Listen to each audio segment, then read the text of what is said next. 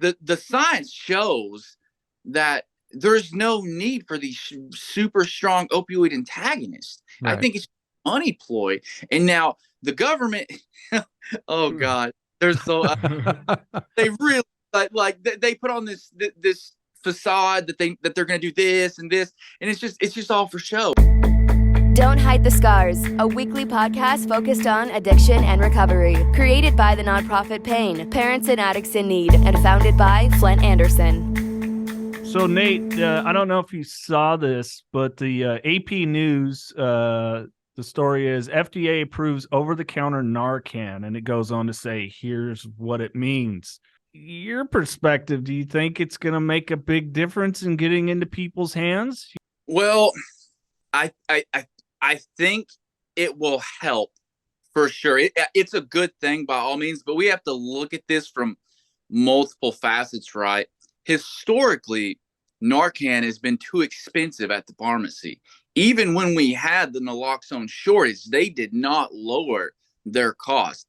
And it kind of upset me with the CEO's statement, how they like to go on this escapade about how they care about the opioid epidemic, but it's like, do you really care? Or is this just, right. just for show? Like, I mean, you know what I mean? You ain't got a lot of me, because the people that are involved in this, like, we know where you really stand. Like, you are profiting and making millions and millions from this. And it really, really upsets me. And I'm pretty sure even Emergent said that people during the FDA hearing and the call and stuff like that, they said that lay people shouldn't be administering intramuscular naloxone. All the while, we have so much data.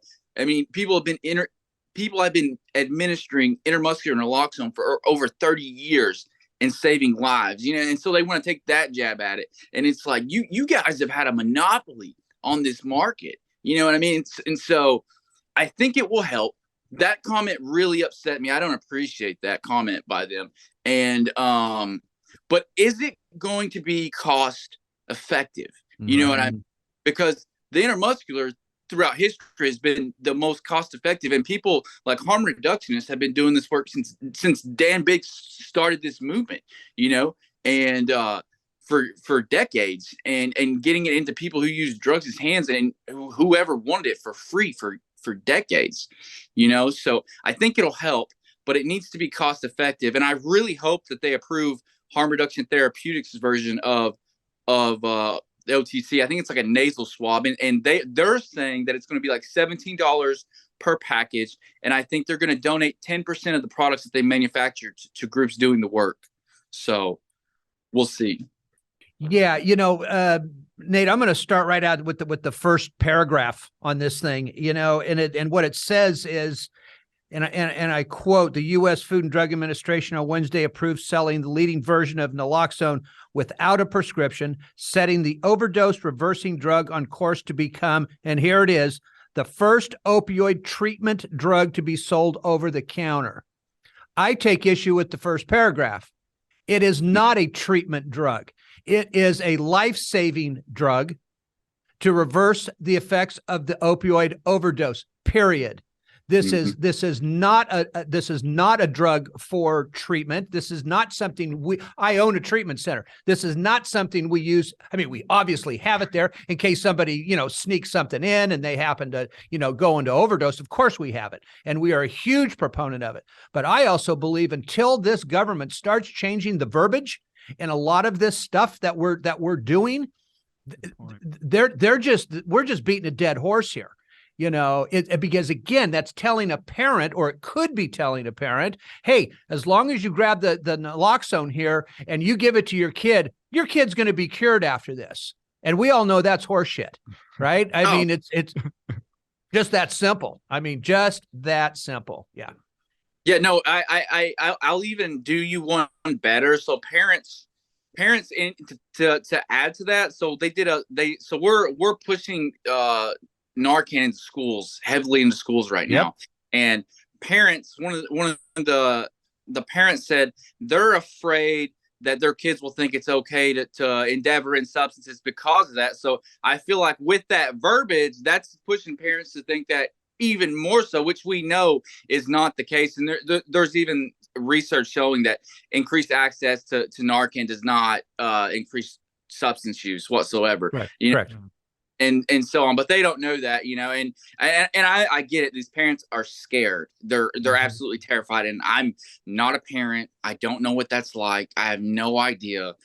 But the media and the government, they've got to really change their verbiage because they put all this stuff on the news, but there's no clarity whatsoever, and they leave it to the viewer to figure it out. And there's so much misinformation within the media, TikTok, all these social media platforms, and they just scare them to death, and it's uncalled for.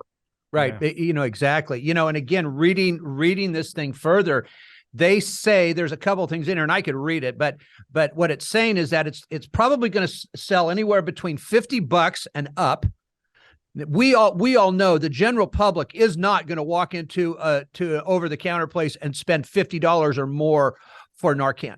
I just don't see that happening whatsoever. And there was a piece or there was some things said in there that the pharmaceutical companies are going to take a look at this in general, and if they don't see sales, they're going to pull that thing right off the market. And again, they're a for-profit business. That's what they do. If something isn't selling, they're going to yank it off the shelves immediately. So again, to sell something like this for $50 or more, I am sorry, I just don't see the general public going in and buying it. That's why we're here, Nate. You're here, right? So we can give it to people away for free. So they have this stuff, because and Jason and I both agree on this. We're both huge proponents of Narcan. I think it has to be in the schools. You just can't keep it in the nurse's station when a kid is overdosing, a mile away, on the other end of the campus. You got to have it in each classroom. Each teacher needs to be trained on it. And I know teachers don't want to add another brick to their pile, so to speak, but my God, this is a 10-second training. You roll them over, you shove it up their nostril. Okay. I mean, how difficult can this be? This isn't given a CPR course even, so I don't know. We just have to keep pushing our end. You need to keep pushing your end, to make sure people have this stuff. Yeah, I don't see the general public buying it at that cost. But someone brought this up. Now, if sales don't happen, are they going to raise the price that the government pays through these free programs and so on and so forth? What's that going to look like? Is that going to affect that because they're not meeting sales? And I understand like the business aspect of it, they have to make money, but my thing is just if that's what you're doing, stand on that. Don't act like you care. Right. But historically, you're just trying to make money. You know what I mean? Just stand on what you stand on. Right. Yeah.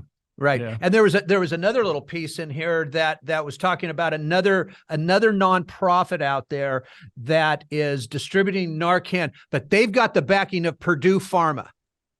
I mean, there's strings attached when you're dealing with Purdue Pharma or any pharmaceutical company. I mean, there, of course. I mean, that's like the cigarette companies, giving money to put up signs that say, please, don't smoke until you're 18, whatever the hell it means. Right. But they're out giving that little advice. They're shoving money into it, but all the way they're behind the doors going, okay, we got them.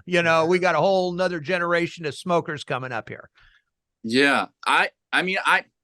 I know Harm Reduction Therapeutics. I think their version is like a nasal swab. So you just stick it up the nose and you swab it and it hits the mucus. And they're a nonprofit. And I've never seen anything really done like this before, where they're going to donate 10% of what the products that they manufacture, and a $17 cost at the counter for it. That's just like unheard of, And I mean, if you buy, I know if you go through, if you go through Remedy Alliance and buy the intermuscular, I think you can get them $5 a vial, which is super cheap. I mean, you got to buy the syringes too, but other than that, I mean, that's where we're at with this, So it's incredibly frustrating, and yeah. So Nate, explain to me the intermuscular, the injection Narcan with this. So how so do you want me to explain it? Well, I mean, again, I understand needles. The intermuscular as compared to the nasal spray, is it the same time frame that the Narcan reverses the opioid overdose? Is it faster? Does it get into the bloodstream faster? Does it remain longer? Does it remain longer in the system because it's an injectable? It's like the data on it shows that it acts just a little bit faster, and it has just a little bit stronger affinity to the mu opioid receptor. And also, when you're dealing, especially like at a street level with people who are using drugs and are opioid dependent, they prefer it because it's easier on the precipitated withdrawal that comes along with the administration of it. So they prefer it. Now, when you're talking like pediatric cases, like a kid or someone that's not opioid dependent, then, the 4 and 8 milligrams, and things like that, that's not really going to matter to like specifically a pediatric case, or maybe in a medical setting where maybe a freak accident happens and someone has a freak response to like fentanyl or something like that, which is very rare. But in those cases, it wouldn't be a big deal. I gotcha. I gotcha. Just something else to bring up here to think about. There's another naloxone out there called Clodaxo, which is a 12 milligram nasal spray. And and when these people called me and they started talking to me about it, I thought, okay, yeah, this is great. And then I started thinking about it, and I thought, okay, are we going to get to a 16? Are we going to get to a 20? Are we going to get to a 24 milligram?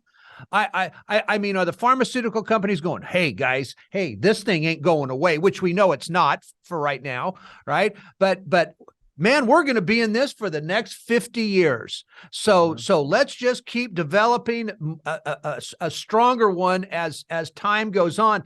And with that, aren't we sending the wrong fucking message? Okay, that we're not going to fix this. The government, we're not going to fix this. This is going to be here. We don't know how to fix it. I'd rather have them come out and say, we don't know how to fix it. I don't know. What's your thoughts on that? Well, I'm going to backtrack you real quick. So when they put a temporary scheduling on all fentanyl related substances, it hurt us with researching furthermore into antidotes for some of these opioids that bind to different receptors, like the kappa receptor. Now, given it is very rare that you're going to come across substances like that, like U47700, but they hindered us on that because they wanted to criminalize it and make it illegal. And then the process, if you get approved, takes a year or longer to even get approved to start doing that research. Now, I think the science shows that there's no need for these super strong opioid antagonists. Right. I think it's a money ploy. And now the government, oh God, they're so they really they put on this facade that they're going to do this and this, and it's just all for show. And they're going back to old like 80s drug war style tactics, and it's just not. If you know the history of it, and it's just not going to work. And even like they're worried about telehealth buprenorphine. Right. Like, come on, like diverted bupe is the least of our fucking worries. Right. Like, and even if people are getting access to a regulated medication and they're selling it, who gives it? Like, I personally don't give a shit, because like if people like historically, like, and this all goes down into like access to medications, access to treatment, like how we treated mental health throughout history, and people seeking it, because people that are seeking out substances they're missing something. They need something, and we have like this Puritan ideology that drugs are bad. But the thing about it is that most people that use drugs don't develop chaotic substance use disorder. You know what I mean? It's only like 11.6%, 7%. Now, and so if you look at like by criminalization, that's what shifted the supply to fentanyl, right? Mm-hmm. Fentanyl is not even that good of a drug, to be honest with you, like compared to like real heroin and oxy, but we keep shifting the supply through criminalization. Yeah. I don't know if that makes sense or not, but we're seeing it now. we're about to see. I personally believe that we're about to see the drug supply shift again, especially with like xylazine took over dope supply in 6 months, or well, it took over 35% in 6 months, and then we're seeing nitazines and things like that. So we're due for the dope supply to shift again, back to ground zero, back to all this bullshit, back to where we were 5 years ago, because xylazine's been in this country for like 5 years, and we're just now getting to where we're talking about it. Do you know that stuff was actually developed and made in the 50s? Yeah. Yeah. I mean, in the 50s. This is how long this stuff has been around. Again, methadone was invented back in the 40s. This is no big surprise to those of us that work in this thing. It's just somebody finally figured it out that they can get the chemical concoctions and they can make it themselves and start making a profit off of it. That's all. I mean, and you're right. I mean, the fentanyl at some point it's always going to be here, but it's going to just kind of go away because you're going to have a better, stronger, longer acting opioid somewhere come along, right? That the addict's going to want. I wouldn't even say fentanyl is really not that long. Like it doesn't hold the euphoria that Oxy does or H does. But I mean, and that's why. So theoretically, they think people cut Fent with xylazine because it gives it legs. It makes it last longer. Yep. It would be kind of like taking a benzo with an opioid per se, kind of like that.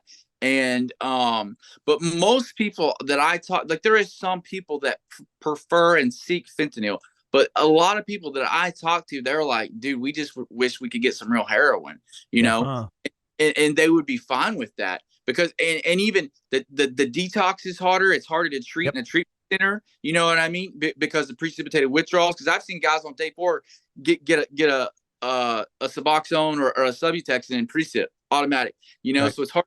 Detox is worse. But with the supply and criminalizations, they have to be elusive in it, and it shifts. And so we're bound to see it happen again. And I think we're at that 4 to 5 year point now where we're going to see it happen, and it's always for the worst, and with xylazine coming on the market, like there's no treatment center ready. There's like one lab in the country that tests for it for urine analysis. You can't get shelter. You can't get treatment. If you have necrotic wounds, they're going to tell you have to get medically cleared. There's no updated withdrawal protocol. I think maybe in Massachusetts, they might've dropped some information on it. And it's going to so if it was to shift to xylazine predominantly, it would be an absolute nightmare. We've shared some of the stories about it, of course, by some of the street drug names, Trank, Croc, and those mixtures thereof. And it's a nightmare. I mean, you literally see a picture of an addict, as an ill person. There's something internally missing, and their arm is rotting off and wanting to take that pain away, or better yet, the withdrawal.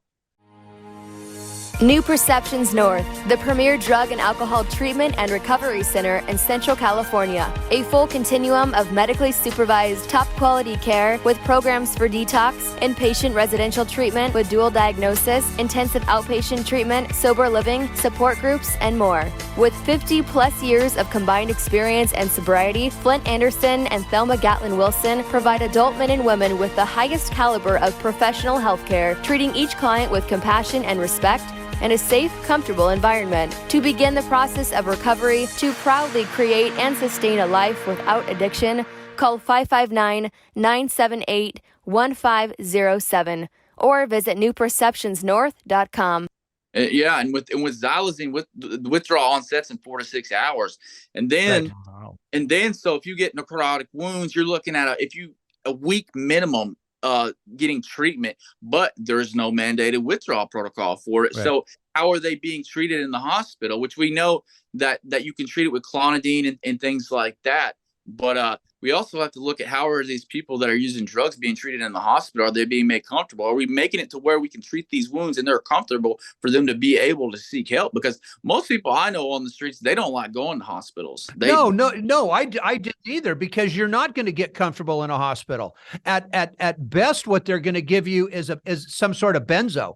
You know, they may give you a little morphine in the beginning, all right, but that's about the extent of it. Hospitals, I got to tell you, man, hospitals are one of the worst places to go if you think you're trying to seek treatment. Because hospitals, I mean, it's just like now I had a lady come in a couple of weeks ago, wonderful lady. She's works in the NICU unit with babies that are withdrawing off of methadone. And you talk about an absolute nightmare right now. And here's just one of the things that is happening. These nurses and these doctors, again, I'm not saying they have a heart for this, obviously, but they cannot take care of these babies well enough that the nurses are getting frustrated, the doctors are getting frustrated, and they're discharging these infants, these 2-week, 3-week, 4-week-old infants home with the addicted parent. And if the parent can't get their methadone, they're taking the babies.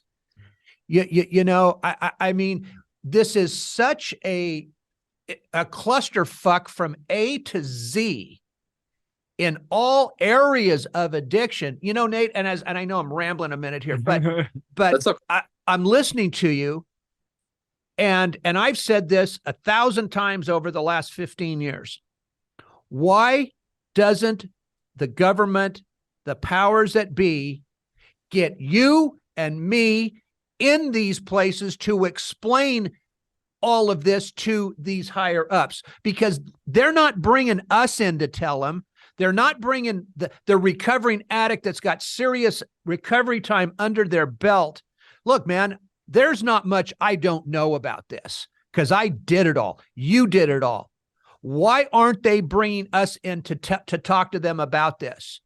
You know, I'm understanding what you're saying 100%. I guarantee you some doctor sitting here, all right, or somebody that's working for the FDA could be sitting here, and they're not going to understand one thing we just said. Absolutely. Yeah. I don't get it, man. I just don't get it. The FDA didn't even know that xylazine wasn't an opioid when they made their first statement on it. We're not sure if it works on it. I'm like, dude, it's not an opioid. You know, and I'm like, and to be honest, I don't even know why the DEA why they even have anything to do with our with regulating substances. You know what I mean? Because they caused the Adderall shortage. I mean, they literally caused it, and Adderall is one of the most studied substances on this planet for treatment and stuff like that. But it's a very where ADHD and ADD, where it's not something you see, but it's on the inside. It's not treated properly. You know what I mean? And so these people are going to the street and they're seeking out a substance that we know more than likely is going to be pressed with meth, and it might have fentanyl or another deadly substance. So I mean, we and I think everybody is like, I think prescription pills and things like that has a bad rep. So I think there's two things here. Like, one, people are traumatized by big pharma and all that, everything that happened with the pill mills and stuff like that. Doctors are scared to prescribe. Pharmacists are afraid to fill. And then we also have to rethink, I personally think we have to rethink how we look at drugs. Like, it's not the drugs, it's the individual's relationship to the substance. That's where we start. That's where a problem is or isn't. You know what I mean? Because we're not giving people treatment just because of whatever this substance is. We're not looking at that. And yeah, I think if we can do some things before then, yeah, sure, we'll see how it works, but we got to take their word for it. You know what I mean? Because they know if it's working or not. We just think we do. They're med seeking. And I'm sure people med seek for sure. But we gotta completely rethink this, because what we've been doing for the past 50 years is not working. And we're at the point now where another 120K people are going to die this year, if not more. You know, We've not been doing this right. Yeah, I think it's kind of that as you brought up earlier, and we've talked about with several people that were on drugs, and if we don't start shifting those incentives, because like our friend Greg Glod said it when he was on here, look, you might have a good heart, but nobody doing this shit for free. Right. So unless we start shifting those incentives, and with the decriminalization, which a lot of people decrim, woohoo, and it's like, do you even know what the fuck you mean when you're saying that? So then you are going to be one of those people who's like, immediately, this is a mental health issue, and we need to be able to get them help right away and shift those incentives from the law enforcement side when it relates to drugs to it's a mental health thing. How do we get that funneling this direction? I don't know. It's going to be hard, in my opinion, when understanding how much lobbyists play a big part of who gets elected. Yeah. Well, I also think that substance use disorder, whatever you want to call it, I think it needs to be broken down in so many different categories. And here's just a quick thought. Like I tell my family, I've been in recovery for 22 years. I wind up going to the doctor tomorrow and he tells me I've got pancreatic cancer. I've got 6 months and this is going to hurt like hell. Guess what? Load my ass up. All right. Load my ass up because I want to be comfortable as I go through this. If by some miracle it goes into remission and now I am dependent on that drug, then we'll worry about getting me off of that drug at that point. So when you have people in America that are dealing with some horrific pain issues, horrific. Oh yeah. Now look, opioids do this, in my opinion. The narcotic, the hydrocodone in a Vicodin or a Norco or a Percocet, that hydrocodone tells our brain to tell us we are not supposed to hurt. All right. The hydrocodone is not what's taking the pain away. It's the acetaminophen in that medication that's actually taking the pain away. The hydrocodone tells us we don't give a shit about the pain. Okay. That's exactly what it does. Now, with long-term opioid use, you can also get what's called super tolerance. Sure. As it builds and builds and builds in your system. After 23 years of using this shit, I was hurting all over the place. And a lot of it was due to the fact of the opioid, the hydrocodone, causing more pain in my nerve endings. So we have to take a look at that. People with long-term serious pain issues, and we can't be afraid to prescribe them that dose that they need for that time period that they're in. There needs to be different prescribing practices for different, again, in my opinion, different types of injuries. You know, doctors have a prescribing practice. Because I did this for so long and I went to so many doctors, I would have a doctor that would prescribe 40 pills, 7.5 milligram Vicodin for everything. If you walked in there with a torn ligament in your knee, 40 pills. If you walked in there with any type of pain, 40 pills. Then I have another doctor that would prescribe 240 pills because that's how many legally he can prescribe for the month. And he would prescribe those 240 for everything. Another doctor, 15. Emergency rooms usually prescribe 20. Okay. So we need to get that down to almost to figure out for each ailment type of thing, what are we going to prescribe for that patient? Then we better have something in place for when that patient finally says, I need to get off of these things. Okay. Yeah. Because I believe the methods that we're using now, we are driving people to that full-blown addict stage. See, there's a difference to me. There's a difference between being dependent on an opioid and becoming a full-fledged drug addict with it. Oh, absolutely. Absolutely. Right? There's a total difference there. You know, not everybody that uses opioids become me. Okay. Or Nate. Or Nate, right? Yeah. Become us, right? That go out and just, fuck up the world with it. Mhm. But again, and if we don't change, and now Jason's going to go, he's on his fucking, okay. I'm listening. And if we don't change, look, I'm the first one for it. We need to change the treatment industry. Mhm. That this whole thing needs to be revamped, and how we do things and how we can make it affordable for the client. And here's the kicker, and still profitable, not over the top, but still profitable for the treatment center, because people don't understand the cost. Every month I cringe, okay, because of being in California and just our state taxes alone on this stuff. And again, Nate, when you're dealing with 90% of our clientele are upper middle class to upper middle class individuals that are not going to send their kids to a county treatment center. They're not going to do it. Mhm. They're not going to send them someplace where there's a bunch of parolees. And we had this discussion with somebody else on an earlier podcast where you almost have to separate that out as well. It's sad to say, but what I'm talking about here is you have the street person. Not every addict is a street person. Not every addict has a mental health issue. Not every addict pisses his pants and shits in your front yard. So that addict, I'm sorry, is not going to go to a county facility. The families aren't going to send them there. This is a mess. This whole thing is a mess. And again, we got to do something. I mean, we try, but we're beating our heads against the wall a lot of days here. Yeah. So opioid dependence doesn't mean substance use disorder. You know what I mean? The choice is, if someone is opioid dependent, are they stealing to get more? Like, what does their life look like? What does their decisions look like? Opioid dependence doesn't mean, and chronic pain patients, my God, I mean, they just got totally fucked because of everything. Oh, they did. Yeah. I would say people are committing suicide because they're in so much pain. You know what I mean? Like, if people are in pain, they deserve to be prescribed a medication that will treat their pain and keep them comfortable to where they're not hurting. You know what I mean? Correct.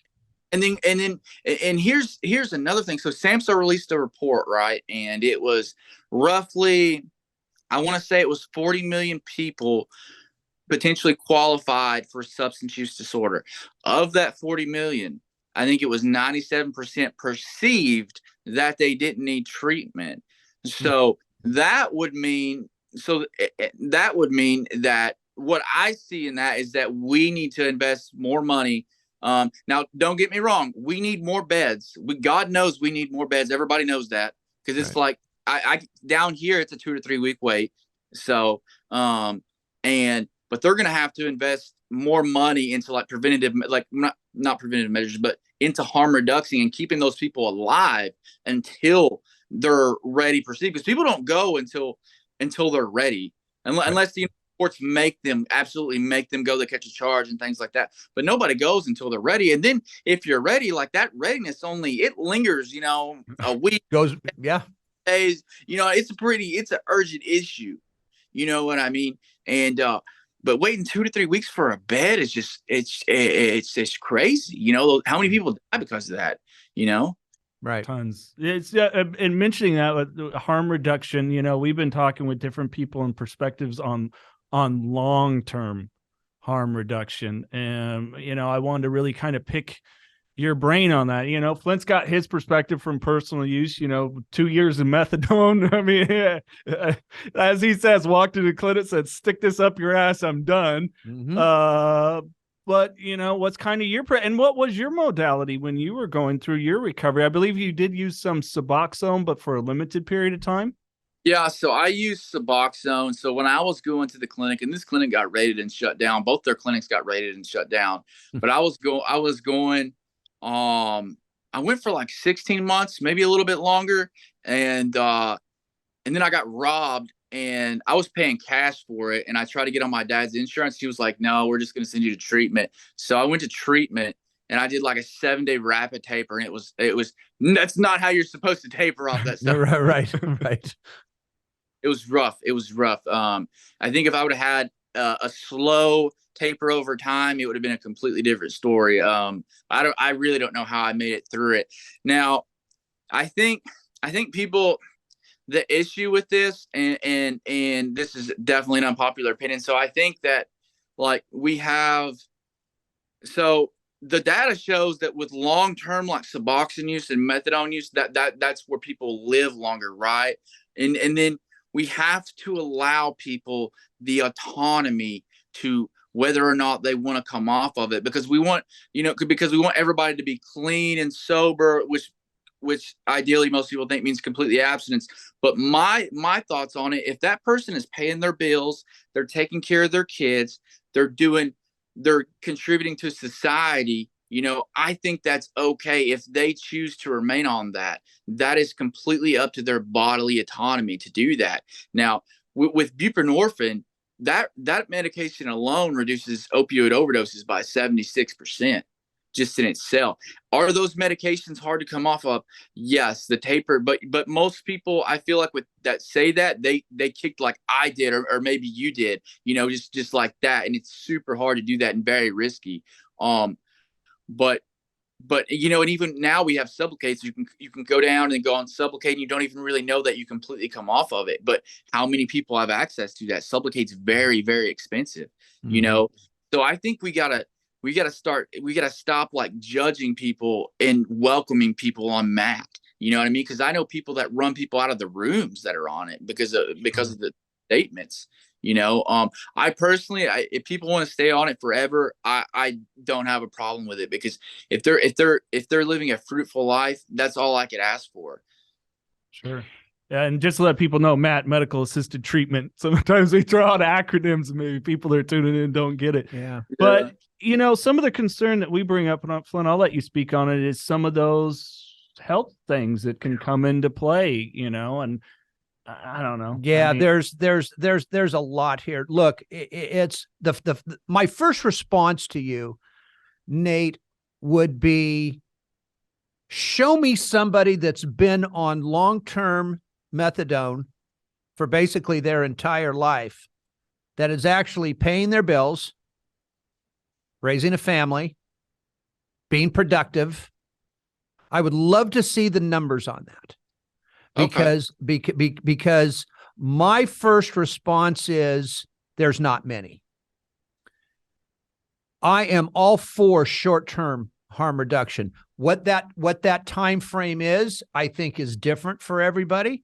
It could be a 2-week taper, a 30-day taper. It could be up to 6 months. I don't know. But when you start, no matter, and here's my rub. Nobody is telling these individuals both sides of the story. That I've heard, and I'm like you, I'm in this every day. This is my life. And I've been doing this a long time. Nobody is telling that person that's walking into that methadone clinic, because they certainly didn't tell my ass this, okay? Heart disease, bowel obstructions, sleep disorder, nerve pain. We fracture easily, especially as we get older when you are on these medications. And the list goes on and on with this.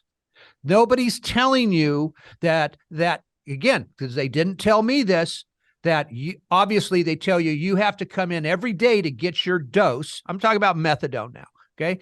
Every day to get your dose. But if you go to Santa Cruz for the weekend and you forget your dose of methadone, you cannot walk into another methadone clinic in Santa Cruz and get your dose. Mm-hmm. And at that moment in time, you're fucked. Mm-hmm. Because now the physical withdrawals are going to start to kick in. The psychological piece is going to come into play with this. You're with your family. Now everybody has been blown to shit over this thing. And even with Suboxone, we are the only treatment facility that I know of in the San Joaquin Valley that can detox an opioid addict with Suboxone on a daily basis. Okay. They still have to come in and get it every day. Okay. Mhm. Every day. And we can adjust that time for somebody if they want to come in at noon or 7 a.m. or 5 p.m., whatever it is. All right.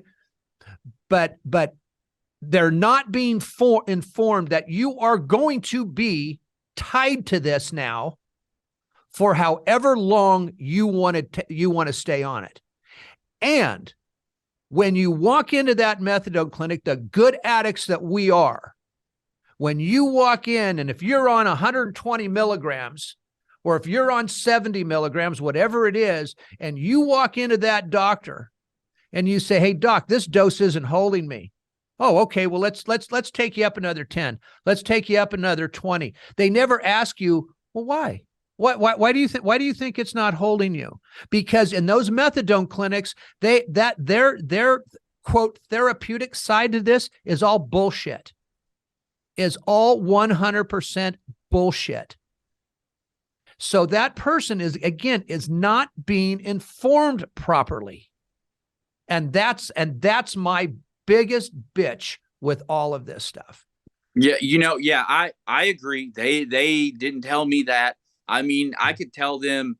Now, did it help me save my life? Yes, it definitely led me to where I am now, and it definitely probably kept me from overdosing for the amount of time that I was on it. But now I think in all aspects that an individual cannot make the correct informed decision if they don't see the positives and the potential negatives from it. So I absolutely agree. Like, we have to tell the patients good and bad. It shouldn't be a matter of getting whatever they're paying, cash or insurance. That's not the question. If we're truly to help them, we need to tell them the good, the bad, and we need to be okay if they decide to say no. You know what I mean? Because and that you know what I mean. And it's also with treatment. And when I was in the clinic, they made me go to therapy once a week, maybe once a month. I can't remember. But also with treating like substance use disorder, there's more to it. We need to trauma informed therapy, maybe some EMDR, like maybe groups, but and things like that, that needs to be offered. And I'm not sure which places are offering that now, but that's definitely part of the equation, because people are using because of trauma, whatever reason, they lost their housing, they're on the streets, like whatever. That definitely needs to be included with that equation. But we also need to be with asking that most methadone clinics are not flexible. They don't give a shit. They'll let you go without and then go overdose and die and don't give a shit. That's right. Yeah. I mean, they're so there's like the DEA has oversight of them, and then there's site too. There's state laws and procedure and things like that. So that that stuff's harmful. It almost it takes away from the good. You know what I mean? Like, if you go there and you're doing good, you should be able to get your take homes, because some people got kids, some people work 2 jobs. It's expensive to live now. You know what I mean? We have to take in and try to be flexible with people. That's part of helping people. Basic human interaction is compromising, and if we're trying to save lives, we have to compromise with people. No, I absolutely should be telling people the good and the bad, because that was not my case either. And I didn't know. I had no idea the hell that I was in for, which if you taper right, that's not going to be the case. But that was a really hard ordeal to go through. I made it through. It was incredibly hard. If you or a loved one is struggling with addiction, please call Parents and Addicts in Need at 559-579-1551 or check us out online at painnonprofit.org. Follow us on social media at Pain Nonprofit. Please subscribe to the podcast and share with others wherever you get podcasts and on YouTube. To donate, please click the link in the description and help us save more lives gripped by addiction. Right. Exactly. And so there's a lot of what I will call good people out spreading the wrong message on this because they're not informed. Jason knows this as well. This is, for the lack of a better term, this is a bandwagon issue. Let's everybody jump on the bandwagon here, right? And let's all be the people that, we're going to say we're going to help people, but damn it, if people are going to do this, you better well be damn informed on everything. that goes with this. You can't be Mickey Mouse about this and just give somebody part of the story. You're doing more damage than good if you're only giving part of the story here. You know, and again, and I'm going to bring this up because it's I think it's important, and we talked about this morning. You know, and I'll just say it in these terms. You know, county health programs. I called one last night at 6:20. I recorded it. There's not one person on that recording saying, if you've got a substance use disorder problem, if you need inpatient, you can call this. It's a recording, by the way, right? Because every county office shuts down at 5 o'clock. There was not one reference to a private treatment center or even their own county treatment center. Not one reference to it, but you can call and leave a message and give us all this information, and we will get back to you tomorrow. But if you call that number right now during the day, you're still going to get another fucking recording. Yeah. You know, if we're going to tell people we're going to help them, if cities and counties are going to tell people we're going to help them, then damn it, help them. Well, and I think it goes back to what you said, Nate, is sometimes that window of clarity that I want help is so small. And we're just, you know, that for me is the upset part. That for me was some of the perspectives of harm reduction is I don't want to see someone continue to live in that same 2-block radius that they switched heroin for methadone. And, you know, with like you were talking about how the clinics are, they don't give a shit. Well, then they end up dead in that same 2-block radius. You know, that for me is the failure. Yeah, they really don't. And yeah, I know a lot of people, not like the methadone has helped save their life, but their individual experience with the clinic has been like an absolute disaster with like how they've been treated. You know what I mean? And I mean, that pushes people away from seeking help too, you know, because you can be traumatized in a medical setting. Absolutely. You know what I mean? And that keeps people from reaching out and trying to better their life too, because of past experiences, you know, across the board. Sure. I mean, I've had horrible experiences dealing with EMS, you know, they've showed up to respond to an overdose and they're like, well, why the fuck did you call us? Because they're responsive, you know, and it's like, what the fuck are you talking about? Oh, so you only take dead people. Right. You know, the other thing too is, and I know I'm being kind of picky right now, but I think this is also important. At least around here, when you go to the methadone clinics around here, because again, I did it. I can buy whatever I want in that parking lot. And these methadone clinics don't clean up their own parking lots. You can go to any 4 of the ones here, and at 5 a.m., there's somebody selling something in that parking lot on their property somewhere. And so it starts with all that little stuff. You know, I mean, even in my worst, I wanted to feel safe somewhere. Yeah, for sure. Yeah. You know, and I never felt, I mean, and I wasn't some wimp. All right. But I didn't feel safe even walking in that parking lot in the morning at 5 a.m. Yeah. There was some fucked up people there, man. Okay, I mean, Jesus. There's probably somebody going, look at this crazy old bastard. Yeah, exactly. I know when I was in the clinic, they had a security guard there, and I'm telling you, I would get out, get to my truck, and I would be like putting my prescriptions and like the paperwork that you give me. I couldn't even put that up, and he was telling me to get the hell out of the parking lot. Like freaking good for them. Yeah. I was like, dude, you need to like calm down. Like, I was like, I told him, so I'm like, dude, I'm not selling dope in your parking lot, like, because I knew what he was thinking. I'm like, dude, you gotta chill, like. Yeah, and he was like telling me to get out, and I was like, Jesus. But yeah, no, that definitely happens. That's you know, but that's on them. They gotta hire security or something, because you know, people know, they know who's going there, the clientele, you know, they know what's up, and they're going there to try to hustle, you know, and that's on the clinic to keep that somewhere else, you know. Yeah, that's their responsibility to do that and to keep people safe, to keep like preying on people that are trying to better their life. So Nate, tell me, what do you think? I know we just got a little bit of time left, but what do you think, or what's your opinion? Because I definitely got one.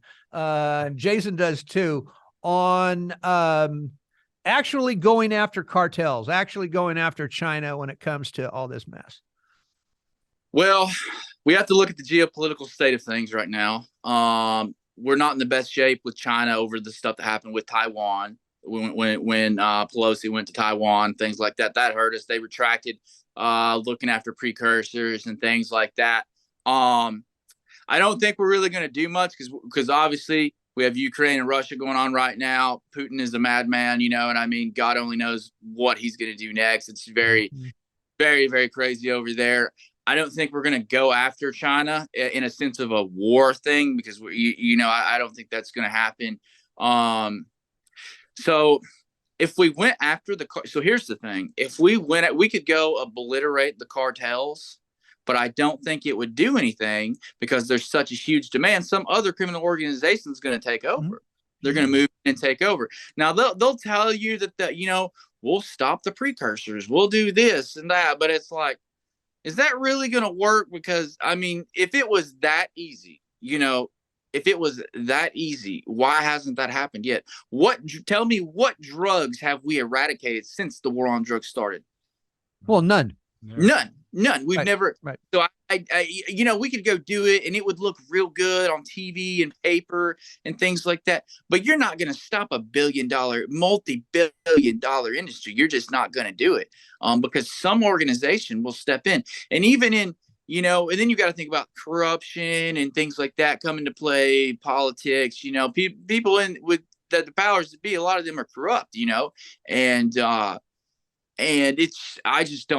don't think it's going to work. That's kind of like why I'm so kind of radical with my ideas, because I mean, we've been doing this for so long and this is where we're at. It's never been successful. They might seize 100 kilos, but 200 more just got across. They can't keep up. You know what I mean? And sure. I don't think it'll work. Okay, so let me just give you a little feedback on that. All right. Okay. In my opinion, I don't think we've never ever given it our best effort, to be honest with you. I agree with you. When you have a demand, the supply is going to get in. All right. It's that simple. But here's part of this is a huge part of the problem. This is right from DEA's lips to my ears. There are less than 5,000 DEA agents worldwide working on this. You're not going to do shit with 5,000 agents. Okay. You're not going to do shit with a few hundred people at the border. Right. If when you fight a dragon, you got to cut off the head first. You don't start with the tail, and somebody can't tell me that the United States, as powerful as we are, that we can't protect our borders. Now, we're not going to get everything that comes across. But even when I see 500,000 pills being arrested at the border, I know there's 5 more semi trucks coming up the back end. All right, to get us in. But that 500,000 pills of fentanyl that we just stopped there, it saves somebody's life somewhere, So it's again, follow the money, right? You're absolutely right. There's corruption. There's all of that. Somebody's getting paid off, whether it's some senator, some congressman, some DEA agent, some border patrol agent. You bet it's all there. But as somebody that has seen a lot over the last 67 and a half years, right? If we don't start to show some sort of force here and let these people know that we mean business, that you are literally killing our kids. This is almost a covert war against us. And man, nobody can argue with me on this. We're losing a generation of kids here. Okay. We're losing an entire generation. And when you go to war with somebody, man, you got to put on the armor and go to war. And I'm not saying start World War III over this. Nobody wants a war. Nobody wants another shot fired and somebody getting killed. But my God, I mean, this is free reign. We might as well not have anybody at the border. We might as well not even have it at Tijuana. Just open up the fucking thing and let everybody in, because that's basically what they're doing now. And I know this is kind of my thing. I'm passionate about it, and I'm open to conversations with everybody about this. But damn it, I mean, when I see what I see, when you see what you see, this should, and it does. It makes us so angry, so angry, because you and I, Nate, and Jason here, we're lucky to be sitting here. We are lucky to be sitting here. We could have easily been dead 20 times over, and when I see these kids that, and we're the lucky ones, man. When I see these kids and what they're using right now and what they're up against, when the recovery rates are 7% in the United States today, Jesus, what are we doing? What are we doing? It's just all, the older I get, the grumpier I'm getting, Nate. Okay. No.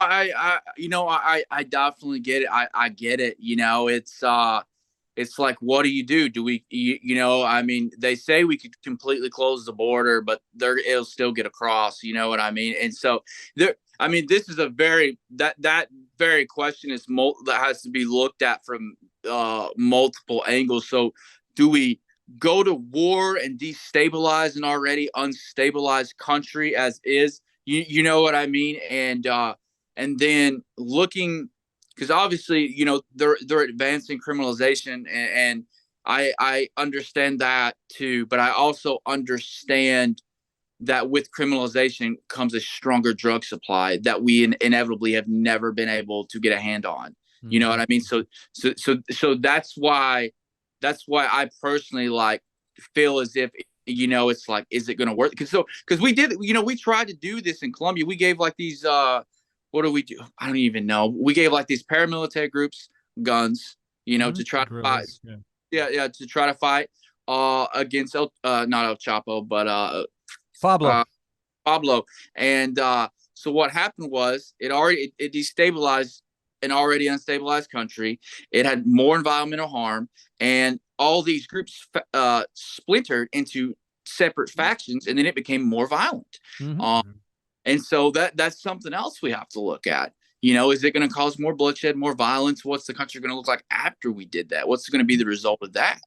It's a very tough situation. I personally just, and maybe they haven't given their best effort, but with the effort that I've seen, I truly don't think that it'll work.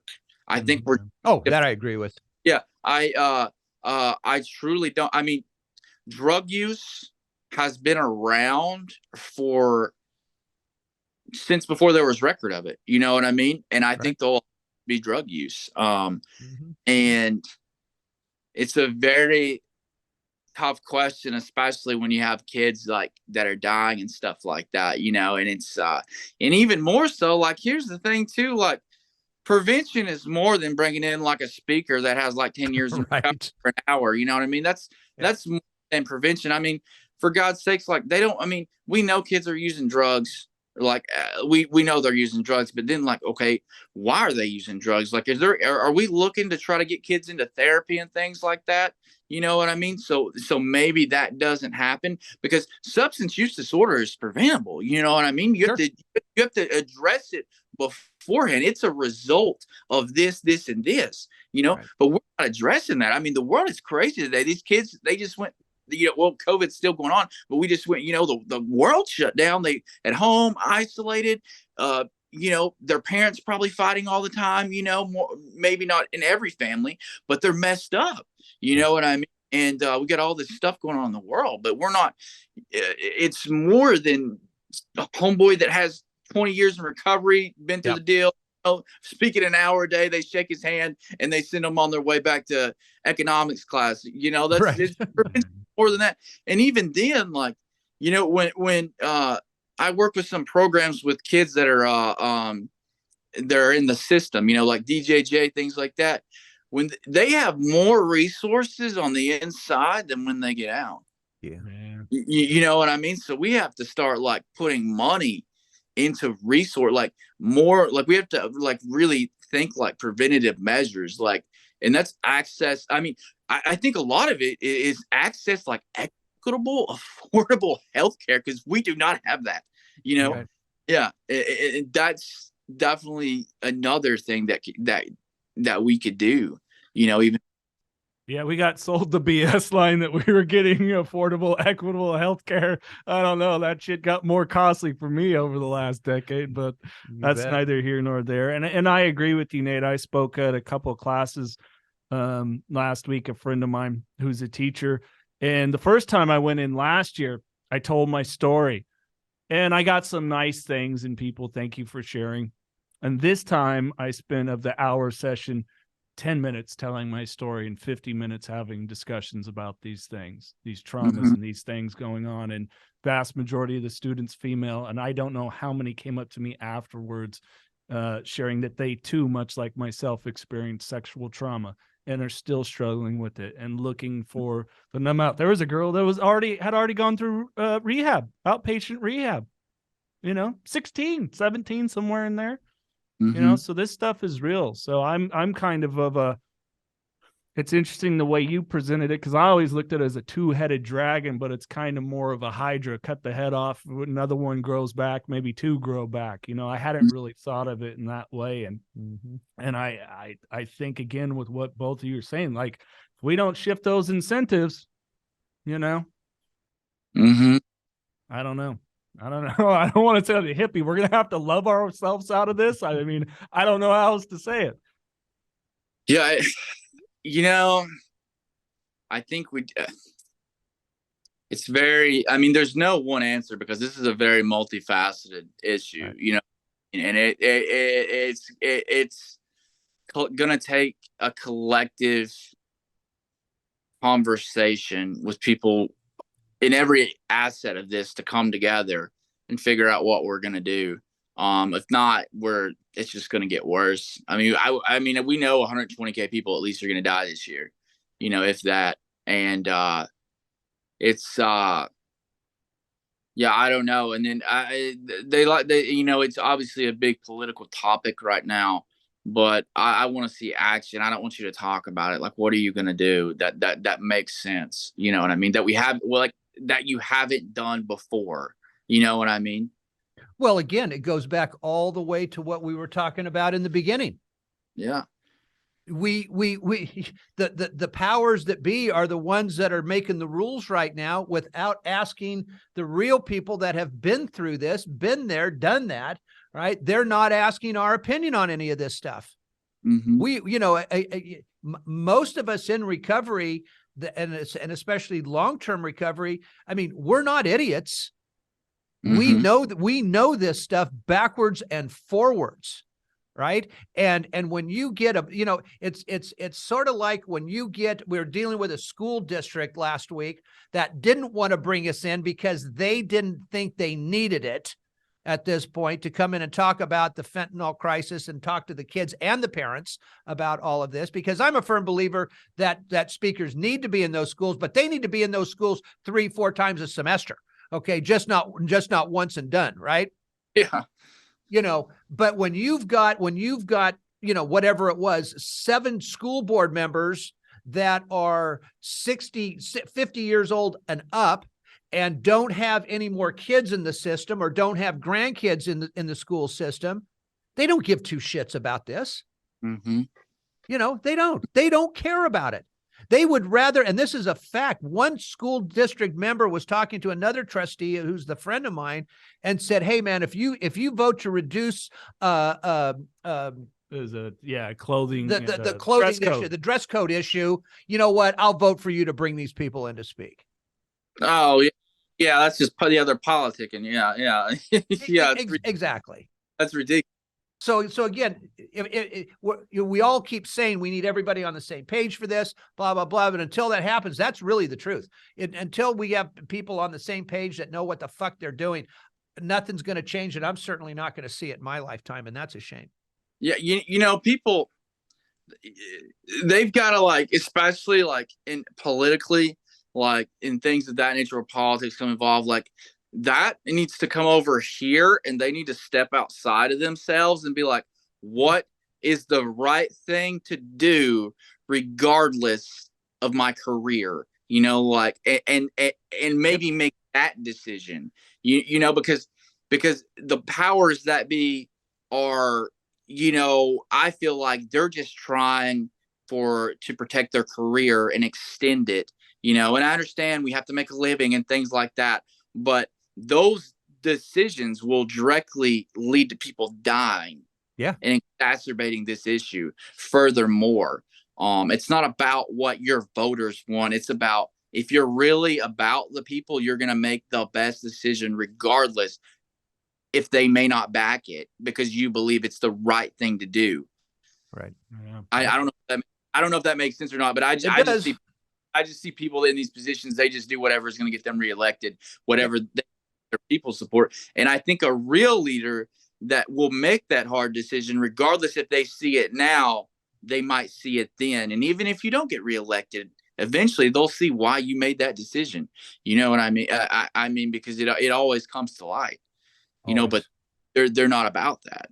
Right. No, sadly. Hey, Nate, it's a pleasure to make your acquaintance, bro. And it's informative. We definitely got to do this again. Yeah, you bet. Yeah, absolutely. Yeah. Anytime. If people want to know more about you, we'll throw the link in the podcast description. Just hook you up on your Instagram. Yeah, it's perfect. All right. Anything else you want to share before we wrap this up? No, I appreciate it. Yeah, that was a great conversation. Yeah, I'm glad we got into the conversations because I personally like addressing, like, you know, the emergent biosolutions situation, you know, and like you know, like just being really like transparent and honest about things like that, you know, so I appreciate that. You bet, Nate. No, Thank likewise. You. Oh yeah, likewise, man. No, you're fantastic. Thanks, buddy. We're going to have you on again. That's for sure.